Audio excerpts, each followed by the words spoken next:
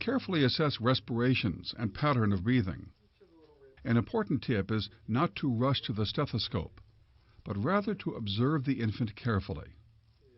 You can note several important aspects of the respiratory examination simply by observation, including respiratory rate, color, nasal component of breathing, and audible breath sounds, including nasal flaring, grunting, or retractions, also known as chest indrawing. Chest indrawing is the inward movement of the ribs during inspiration. Any of these signs of work when breathing indicate respiratory pathology.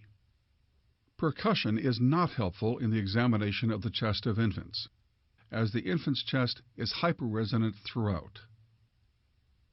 Next, begin auscultation. Breath sounds are louder and harsher in infants than in adults because the stethoscope is closer to the origin of the sounds. Also, it is often difficult to distinguish transmitted upper airway sounds from sounds originating in the chest. Hold your stethoscope in front of the infant's nose and compare the quality of sounds. Also, compare the loudness of the sounds as you move the stethoscope further down the chest. As with adults, note the symmetry of breath sounds from right to left. Sounds transmitted from the upper airway become quieter.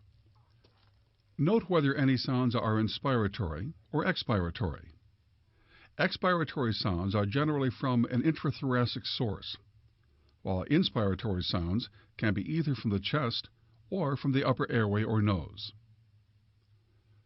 Sounds are transmitted loudly throughout the infant's small chest.